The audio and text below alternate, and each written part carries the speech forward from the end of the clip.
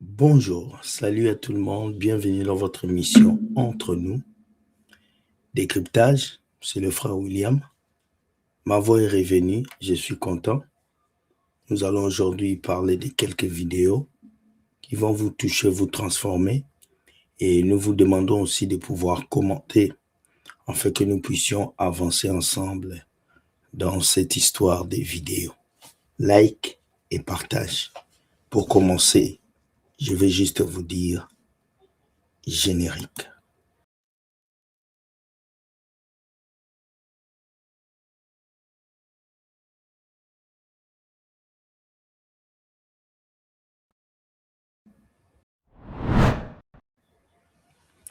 Générique.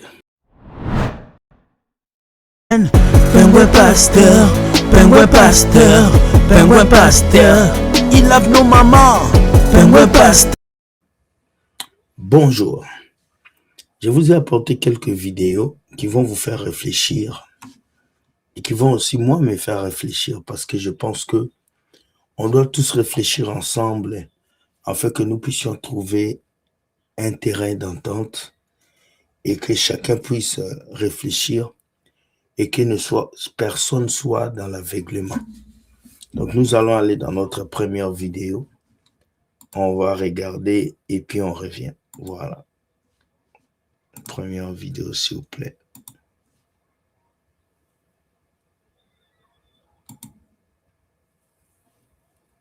Let's go. C'est très ironique ce qui se passe aujourd'hui. Je dis bien que c'est très ironique ce qui est en train de se passer. Les gens ne vont pas aimer ça, mais il faut écouter. Lorsqu'on regarde aujourd'hui dans des méga, des giga églises là, ils ont un problème avec la question de loyauté. C'est-à-dire qu'ils ne jouent pas avec ça. C'est-à-dire c'est arrivé à un niveau où, même si tu es dans l'église et que Dieu t'a mis un don, t'a fait grâce d'un don, non, tu ne peux pas manifester ce don indépendamment du pasteur de cette église. Tu ne peux pas prophétiser là-bas. Il est le seul qui a le droit de prophétiser. Il est le seul qui a le droit légal, c'est-à-dire d'opérer un miracle. S'il t'arrive même par erreur, selon les hommes, par erreur d'opérer un miracle, tu dois automatiquement relier ce miracle à lui. C'est ça en fait, c'est la loi du plus fort, c'est la loi du visionnaire, c'est la loi du pasteur, c'est la loi de l'apôtre et de la francophonie. Oui. En fait, ces pasteurs ne construisent pas des églises. Ces pasteurs construisent des entreprises familiales. Voilà pourquoi vous n'avez pas le droit de parler dans ces églises. Voilà pourquoi vous n'avez pas le droit de vous exprimer. Voilà pourquoi c'est toujours eux qui prêchent tous les dimanches et vous n'avez pas le droit de dire un mot. C'est ça qui fait mal. Parce que comment est-ce que la Bible dit, là où il y a l'Esprit de Dieu et la liberté, mais vous allez dans ce lieu où vous ne parlez pas. Tout ce que les pasteurs disent, vous dites Amen. Et il a expliqué un point clair. Les plus grandes églises, les méga-churches ont une question de loyauté.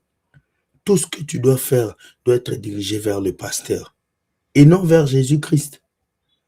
On fait tout pour plaire au pasteur. On chante dans la chorale pour plaire au pasteur. Et Jésus, où est sa place? C'est triste.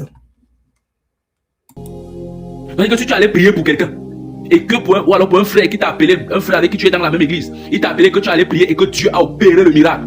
Non, il est impératif que quand on vient témoigner de ça, on ne dise pas que non, c'est le frère Christian qui est venu, je l'ai appelé, il a prié et par la grâce de Dieu je me suis levé. On va dire que vous êtes déloyaux et que le frère Christian là devient comme un rebelle. Il veut détourner les fidèles vers lui. Il est déjà déloyal. Il faudrait qu'on dise que non, le frère Christian est venu et sous l'onction de notre Père, il a prié et par la grâce de notre Père, vous voyez.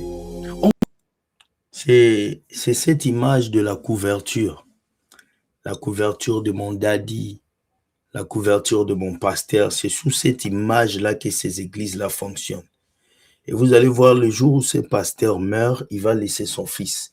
Et son fils laissera son petit-fils. En fait, c'est une génération qui va continuer. Et les chrétiens n'auront rien d'autre que des petites promesses qui ne donnent rien. Et c'est ce qu'il explique. Et dans ces églises, lorsque tu essayes de rénover, lorsque tu essaies de créer quelque chose de nouveau, on dira soit tu es orgueilleux, soit tu es rebelle.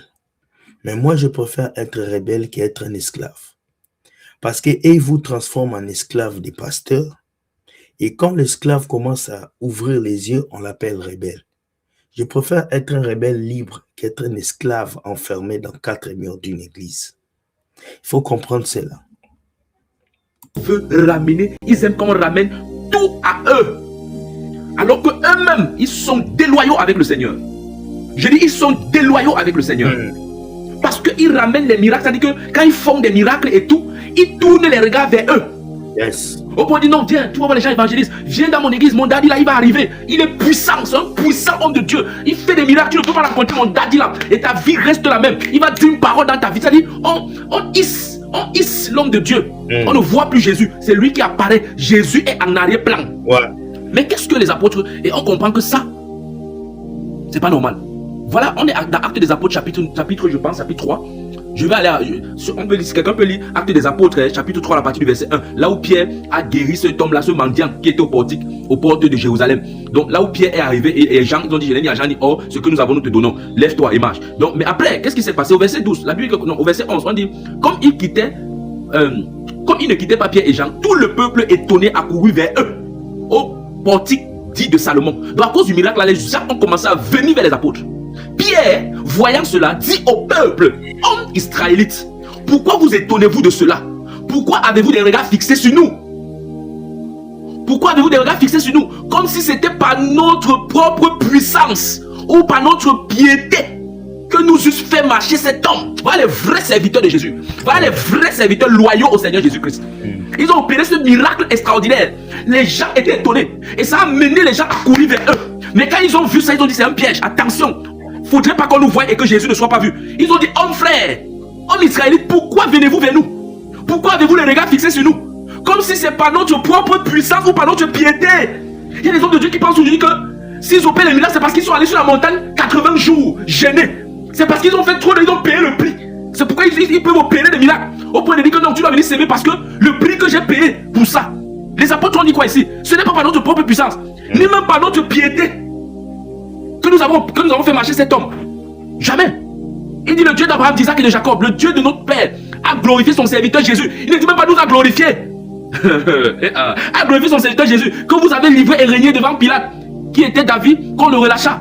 Donc après même ça, il ne dit pas comme les serviteurs de Dieu aujourd'hui. Dès qu'il fait un miracle, il fait un semblant d'humilité. Que en fait, le Seigneur Jésus m'a glorifié, il montre que je suis vraiment un serviteur de Dieu. Non, voilà les vrais serviteurs de Dieu. Même après ça, ils ont dit que le Seigneur là, le Dieu d'Abraham, d'Isaac et de Jacob, a glorifié son serviteur Jésus, pas nous. Ne nous regardez pas, n'ayez pas les regards fixés sur nous. Et à cause de cela, donc au verset 4, chapitre 4, verset 4, on dit que quoi? Cependant, beaucoup de ceux qui avaient entendu la parole crurent, et le nombre des hommes s'éleva à environ 5000. Vous voyez? Les vrais, pas les gens qui viennent chercher les miracles, les vrais croyants, les personnes qui croient de tout leur cœur. Mais qu'est-ce qui se passe aujourd'hui? On ramène tout à nous. Comprends donc que vous n'êtes pas en train de faire l'œuvre de Dieu. Nous ne sommes pas des stars. Nous ne sommes pas des méga stars. Nous sommes des instruments de Dieu sur la terre. Ce n'est pas par ta prière que les gens sont guéris. Ce n'est pas par tes paroles de connaissance que les vies sont changées. Non. Ce n'est pas à cause de tes petits sacrifices que les gens sont touchés. C'est la grâce de Dieu. Beaucoup de serviteurs aujourd'hui veulent centrer les guérisons, les miracles sur ce qu'ils ont fait comme jeûne et prière. Mais non. Aujourd'hui, Jésus guérit par grâce. Dieu change de vie par grâce. Dieu bénit par grâce. Il n'y a rien que tu peux faire par ta propre force qui peut faire que Dieu peut faire des choses. Donc, si tu es pasteur, c'est par grâce. Si tu diriges une église, c'est par grâce. Ne t'enorgueillis pas du miracle que tu fais. Parce que ce n'est pas le miracle qui crée la fête au ciel. Ce n'est pas les parler en langue qui crée la fête au ciel. Ce qui crée la fête au ciel, c'est qu'une âme accepte Jésus. Et pour qu'une âme accepte Jésus, tu dois être un homme humble, effacé, afin que les gens puissent connaître la volonté de Dieu. Dans ces grandes églises, on ne concentre que les choses sur les pasteurs. Jésus n'existe plus. Même dans leur mouvement, lorsqu'ils organisent des campagnes, ils n'appellent pas les gens à pouvoir croire en Jésus. Changez ça. Soyez loyaux envers Dieu et soyez aussi loyaux envers les personnes qui sont devant vous. C'est important. Pasteur, tu n'es pas superstar, c'est Jésus la star. Prochaine vidéo. Let's go. Même si elle n'a pas, qu'elle prenne des crédits et qu'elle vienne faire l'action. Sinon, quelque chose va se passer. Dites-lui de trouver 1 300 000 francs. 1 300 000 francs, elle met dans une enveloppe. Une autre enveloppe où elle met 130 000 francs. Elle met à l'intérieur. Elle y ajoute une bouteille de vin. Vous savez que les prophètes sont les marabouts des chrétiens. Tout ça, ce sont des choses qu'un prophète demande. 1 million, 150 $ et une bouteille de vin. Dans la Bible, dites-moi un pasteur qui a demandé l'argent pour prier pour quelqu'un. Dites-moi un prophète qui a demandé l'argent pour prier pour quelqu'un. Si déjà un prophète commence à te demander ce genre de choses, il faut le quitter. Il faut le fuir. Toi, tu trouves ça normal pour qu'on puisse guérir quelque chose de spirituel en toi, qu'on te demande quelque chose de physique. Il y a un problème. De l'église. Vous savez que les prophètes sont les marabouts des chrétiens.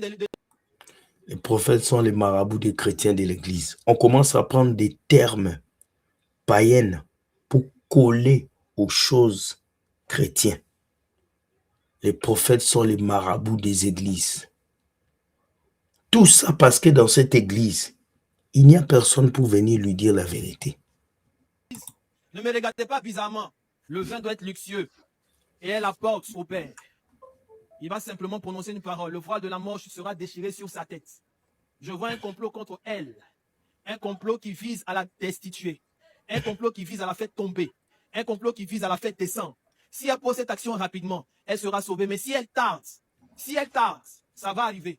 Il ne faudrait pas qu'elle tarde. Même si elle n'a pas, qu'elle prenne des crédits et qu'elle vienne faire l'action. Sinon, quelque chose va se passer. Mes amis, ne vous trompez pas. Toute action prophétique qui demande l'argent, c'est le mensonge. Toute action prophétique qui demande de s'aimer, c'est le mensonge. Il n'y a qu'une seule action prophétique qui a été accomplie, qui nous a changé. C'est la mort de Jésus sur la croix. Et Jésus a dit, vous avez reçu gratuitement, donnez gratuitement. Tout pasteur, tout prophète, tout serviteur de Dieu qui te demande l'argent, manie, avant de prier pour toi, c'est un bandit. Et vous devez quitter ces églises.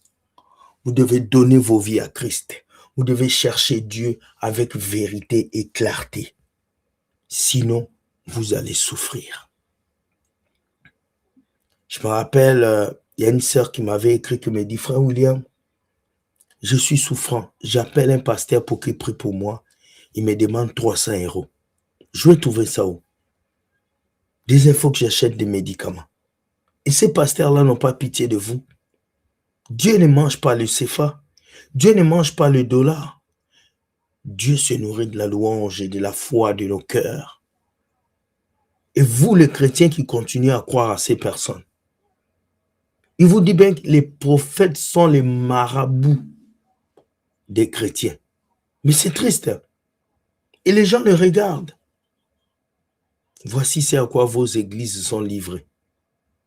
À des discours vains, à des paroles mielleuses, à des paroles de séduction. On ne prêche plus le retour du Christ. On ne prêche plus le changement de cœur. Tout ce qu'on prêche, donne l'argent, donne l'argent, donne l'argent. Ça ne suffit pas. Prêchez-nous Jésus. Soyez des serviteurs qui témoignent la gloire de Dieu. Écoute, Dieu n'est pas attesté parce que toi, tu lis beaucoup la Bible. Dieu n'est pas content parce que toi, tu as prié que quelqu'un ait eu le mariage. Dieu est content lorsque quelqu'un abandonne le péché. C'est pour ça que Christ s'est donné. C'est d'abord pour qu'on abandonne le péché. Quittez ce genre d'église qui vous demande de bâtir les hôtels, qui vous demande d'apporter des bouteilles de vin, qui vous demande d'apporter de l'argent. Jésus n'a pas besoin de ça. Il t'a guéri, il est dans ton cœur. Si tu as la foi, il va continuer à agir dans ta vie. Chers amis, dites-moi ce que vous pensez de ces deux vidéos. Ce soir, nous avons notre élève, nous allons recevoir Maman Kabibi avec le thème « Femme, où est ta valeur ?» Venez nombreux parce que nous allons discuter 21h heure de France et 15h heure du Canada. Je vous dis soyez bénis, bonne journée, Dieu gagne toujours. Ciao, ciao, je vous aime et on se dit bye bye, la grâce de Dieu sur vous. Ciao les amis. Pengouin pasteur, pengouin pasteur, pengouin pasteur. Il lave nos mamans.